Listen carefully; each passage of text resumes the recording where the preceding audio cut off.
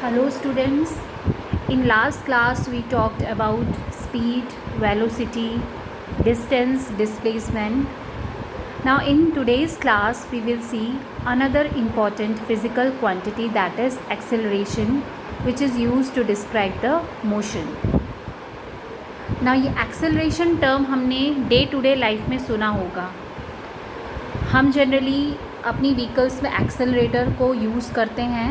एक पैडल जैसा डिवाइस होता है जिससे कि हम व्हीकल्स के मोशन को यानी उसकी वेलोसिटी को कम या ज़्यादा करते हैं. तो एक्सेलरेशन टर्म हम एक्सेलरेटर से रिलेट कर सकते हैं. When we define acceleration then it is the change in velocity divided by time taken for the change. जैसा कि मैंने बताया कि एक्सेलरेटर ऑब्जेक्ट्स की स्पीड को चेंज करने में यूज़ होता है.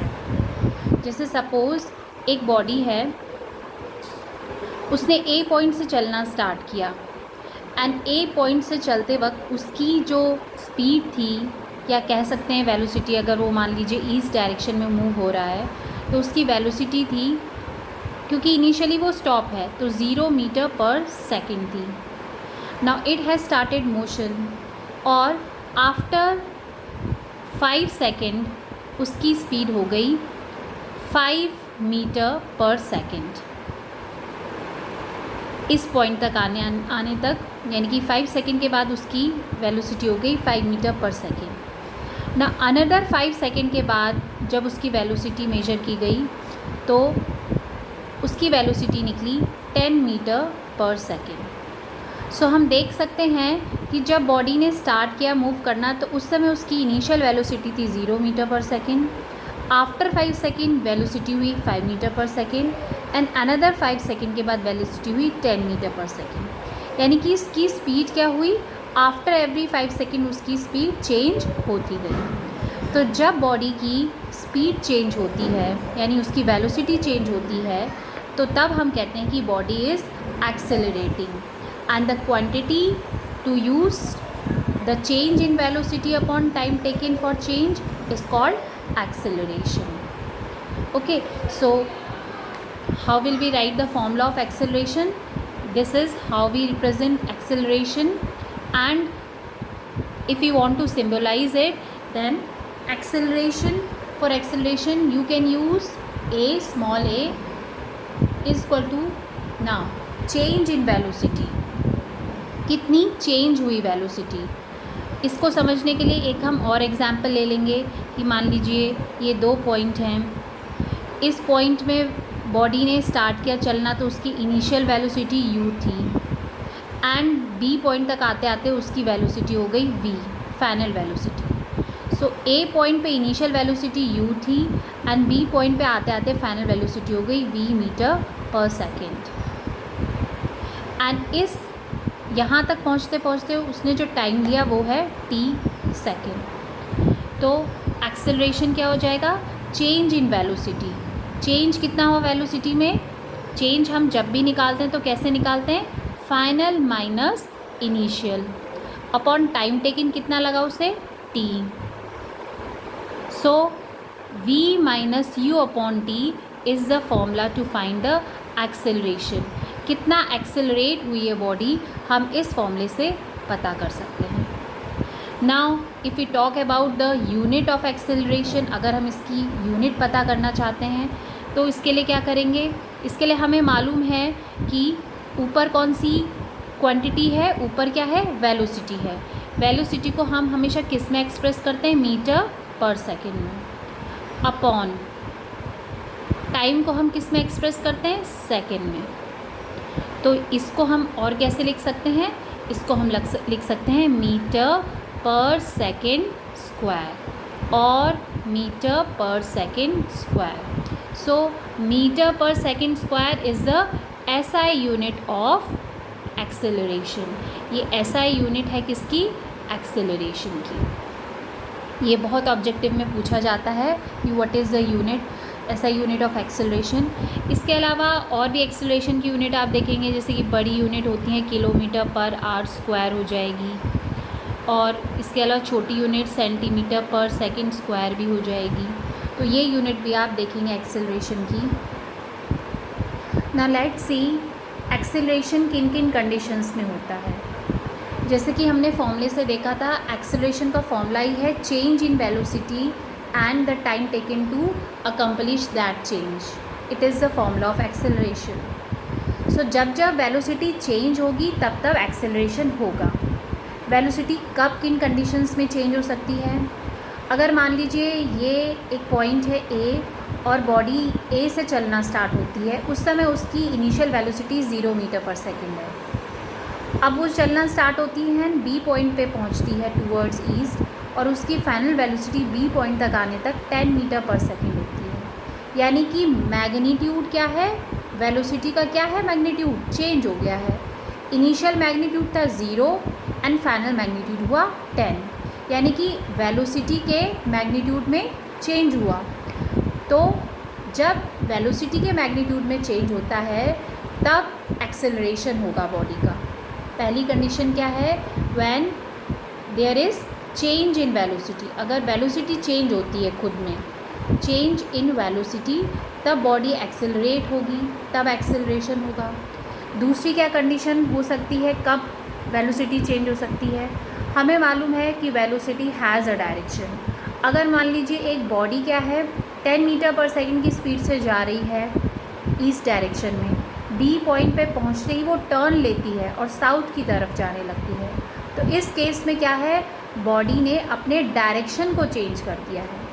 इनिशियली उसका डायरेक्शन था toward east, velocity with 10 metre second toward east. Now it has turn towards the south having the same velocity. Velocity तो सेम है 10 मीटर पर सेकेंड, लेकिन उसका डायरेक्शन चेंज हो गया है।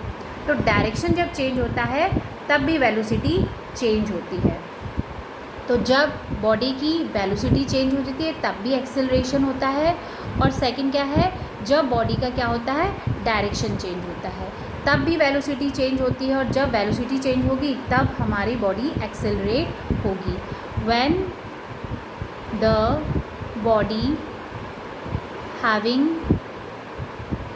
Same velocity but direction changes, उसका डायरेक्शन चेंज हो जाएगा, तब भी बॉडी एक्सेलरेट होगी। तो वेलोसिटी अगर चेंज होगी तो ही बॉडी एक्सेलरेट होगी। वेलोसिटी कैसे चेंज हो सकती है, जब वेलोसिटी का मैग्नीट्यूड चेंज हो या फिर वेलोसिटी का डायरेक्शन चेंज हो जाए। Now like velocity acceleration is also a vector quantity. Velocity की तरह ही एक्सेलरेशन एक वेक्टर क्वांटिटी होती है। इसको समझें, कहने का मतलब है एक्सेलरेशन का एक डायरेक्शन होता है। मैग्नीट्यूड तो होता ही है लेकिन डायरेक्शन भी होता है। तो सपोज़ पहला एग्जांपल हम देखते हैं, एक बॉडी है, ए पॉइंट से चलना स्टार्ट होती है बी तक। इनिशियली ए पॉइंट में उसकी इनिशियल वेलोसिटी का मैग्नीट्यूड कितना है, 0 मीटर पर सेकेंड, यानी वो स्टॉप है। इसके बाद बी तक पहुंचते पहुंचते उसकी फाइनल वेलोसिटी हो जाती है 10 मीटर पर सेकेंड। तो इट मीन्स कि चेंज इन वेलोसिटी कितना हुआ, v minus u, that is 10 minus 0, और we can say that 10 metre पर सेकेंड। चेंज इन वेलोसिटी कितना हुआ, 10 मीटर पर second. So here we get the value of, suppose ये टाइम लेती है 2 सेकेंड का टाइम लेती है यहाँ से यहाँ पहुँचने में, तो एक्सेलरेशन कितना हो जाएगा, चेंज इन वेलोसिटी जो कि हमारा 10 आया upon time, that is 5 metre पर सेकेंड स्क्वायर। इसको हम कहते हैं पॉजिटिव एक्सेलरेशन। पॉजिटिव एक्सेलरेशन का मतलब ये है कि बॉडी जिस डायरेक्शन में मोशन कर रही है उसी डायरेक्शन में बॉडी क्या हो रही है, एक्सेलरेट हो रही है। उसकी वेलोसिटी जो बढ़ी है, इंक्रीज़ हुई है 0 से 10 मीटर पर सेकेंड में, वो किस डायरेक्शन में है, जिस डायरेक्शन में बॉडी ने मूव किया है, मोशन किया है। Now let's see another example, दूसरा एग्जाम्पल देखेंगे। जैसे कि इस एग्जाम्पल में दिख रहा है कि बॉडी की इनिशियल वेलोसिटी ही 10 मीटर पर सेकेंड है, मतलब उसकी जो शुरुआती वेलोसिटी वो 10 मीटर पर सेकंड से ही स्टार्ट किया बॉडी ने, और बी पॉइंट तक पहुंचते पहुंचते फाइनल वेलोसिटी हो गई उसकी 0 मीटर पर सेकंड, यानी वो स्टॉप हो गई after 2 second suppose. Now in this case let's find the acceleration. As we know the formula, acceleration is equal to v minus u upon t. So final velocity is 0 minus initial velocity is 10 upon time is 2, that is minus 10 upon 2. It means 5 meter per second square. So this is the acceleration with negative sign. So what this negative sign actually signifies? ये negative sign क्या signify कर रहा है? ये बता रहा है कि बॉडी क्या हुई है, रुकी है आगे जाके, और एक्सेलरेशन किस डायरेक्शन में लगा है, उसका direction opposite to the movement of the body. जिस डायरेक्शन में बॉडी मूव हुई है उसके अपोजिट में एक्सेलरेशन लगा है. कैसे कितना एक्सेलरेशन लगा है? -5 मीटर पर सेकेंड स्क्वायर. मतलब कि हर एक सेकेंड में -5 मीटर पर सेकेंड की वेलोसिटी कम हुई है. तो जो एक्सेलरेशन है इस केस में उसे हम कहते हैं रिटार्डेशन. रिटार्डेशन का मतलब होता है कम होना, यानी एक्सेलरेशन की वजह से क्या हुआ है, वेलोसिटी स्लो डाउन हुई है और रुक गई है. और इसे हम एक और चीज़ कहते हैं, इसे कहते हैं हम डीएक्सेलरेशन. तो यहाँ पे फर्स्ट वाले केस में हमने देखा था कि पॉजिटिव एक्सेलरेशन, इसे हम कहते हैं positive acceleration.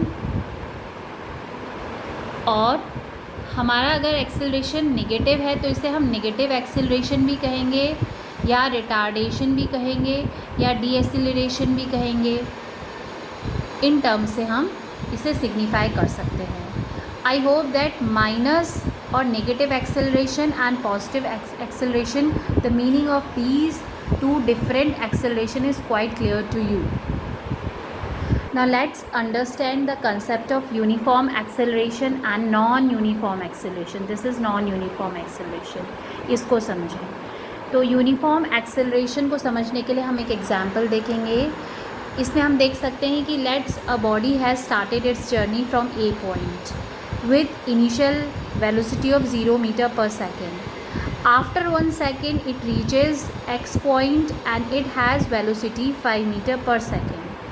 After 1 second it reaches y point having velocity 10 meter per second, and after another 1 second it reaches z point with velocity 15 meter per second. After 1 second it reaches b point with velocity 20 meter per second. So here in this case we can see that there is a regular change in velocity. Change हो रही है velocity 0 से 5, 5 से 10, 15, 20, और after every 1 second में change हो रही है वेलोसिटी. तो चेंज हो रही है वेलोसिटी, इट मीन्स एक्सेलरेशन हो रहा है, एक्सेलरेट हो रही है बॉडी, और हर इक्वल इंटरवल ऑफ टाइम में चेंज हो रही है वेलोसिटी. और चेंज भी कैसी हो रही है, इक्वल अमाउंट में चेंज हो रही है. तो अगर वेलोसिटी चेंज हो, लेकिन कैसे चेंज हो, इक्वल अमाउंट में चेंज हो after every equal interval of time, that is called uniform acceleration. Okay, so uniform acceleration is the change of velocity in equal amount in equal time interval, and in equal time interval. So that is called uniform acceleration. उससे uniform accelerated होती है body. Now second case देखिए. इस case में body ने start की अपनी journey ए point से, 0 मीटर पर सेकेंड थी, यानी कि रुकी हुई थी बॉडी. आफ्टर 1 सेकेंड 5 मीटर पर सेकेंड. आफ्टर 1 सेकेंड 6 मीटर पर सेकेंड, यानी चेंज हुई है वेलोसिटी, लेकिन केवल 1 मीटर पर सेकेंड की चेंज हुई है वेलोसिटी. इसके बाद आफ्टर 1 सेकेंड 8 मीटर पर सेकेंड, यानी 2 मीटर, यहाँ पे 2 मीटर पर सेकेंड का वेलोसिटी चेंज हुआ है. यहाँ पे 1 मीटर पर सेकेंड की वेलोसिटी चेंज हुई थी, और लास्ट पॉइंट तक तो आते आते उसकी स्पीड, उसकी वेलोसिटी ही कम हो गई.